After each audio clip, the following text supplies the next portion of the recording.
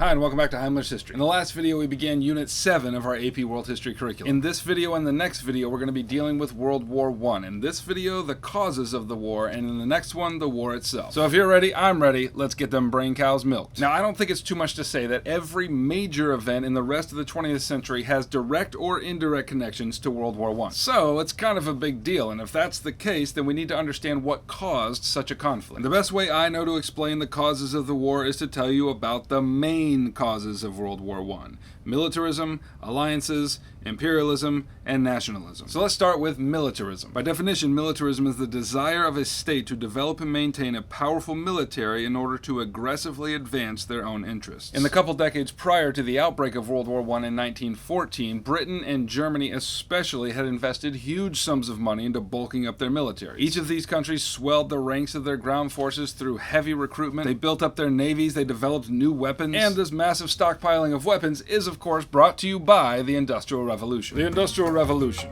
when you need lots of things to kill people with fast. Alright, second cause, alliances. Because of all the tension between these military powers, they began to make secret alliances with other nations. Essentially, an alliance is when one country recruits other countries into an agreement of mutual self-defense. And what that basically means is that if I'm country A and I forge an alliance with country B, and then country X attacks me, then country B is going to come to my defense.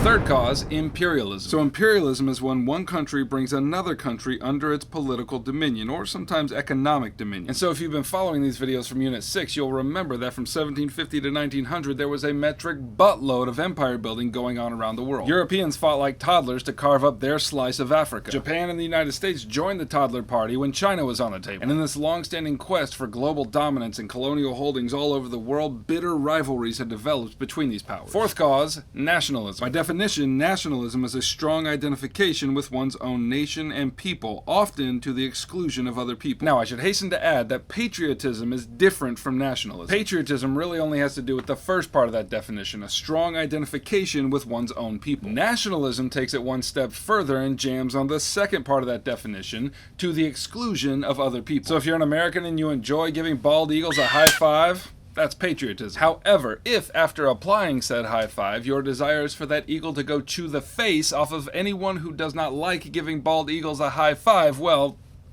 that's nationalism. And so this rising surge of nationalism going on during this time, combined with the other three causes, means that the world is a powder keg about to explode. And what's really interesting is that these causes aren't just apparent to us as we are looking backwards on history. These four causes that I've mentioned also had the people during that time worried as well. And my favorite example is from economist Frederick Passy, who in 1895, almost 20 years before the outbreak of World War I, had this to say: "The entire able-bodied population is preparing to massacre one another, though no one, it is true, wants to attack, and everybody protests his love of peace and determination to maintain it, yet the whole world feels that it only requires some unforeseen incident, some unpreventable accident, for the spark to fall in a flash and blow Europe sky high." And now I get to tell you what that spark turned out to be. It happened on June 28th, 1914, and this story is legitimately unbelievable. Like if it were written as a movie script and submitted to a Hollywood studio, they would reject it because this kind of stuff just doesn't happen. But I assure you, this is exactly how it happened. So on that day in June, the Archduke of the Austro-Hungarian Empire, a guy by the name of Franz Ferdinand, was in a car in the middle of a parade winding through the streets of Sarajevo. Unknown to him, a Serbian nationalist group called the Black Hand had made plans to assassinate him as a symbol of their desire to rid Bosnia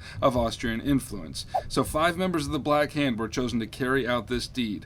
They were given bombs and pistols to carry it out, and they spread themselves out along the parade route. So as Ferdinand's car passed by the first assassin, he chickened out and did nothing. And then his car passed by the second assassin, who also chickened out and did nothing. He passed by the third assassin, and this guy actually mustered his courage, threw the bomb that he had at the car, but as it turns out, it was on a timer and it was set a little bit too late, so it bounced off the car and didn't explode until it hit the ground over here, injuring the people, but not the Archduke. And at this, the driver sped away down the road, passing the last 2 assassins who also did nothing. And one of these last 2 was a guy by the name of Gavrilo Princip. And maybe because he was feeling bad about himself because he was such a terrible assassin, he went to a cafe around the corner, sat on the patio, and began to drink a beer. Now, once the Archduke was at a safe distance away, they sat around around and decided what to do, and what they decided was that they should go visit the people in the hospital who were injured by the bomb blast. And in order to be safe, they decided that the Archduke and his driver should take a different route to the hospital, which is to say a less crowded route. But the problem is, nobody ever communicated that to his driver. And so when the first two drivers of the motorcade took a turn into the crowded part of the city,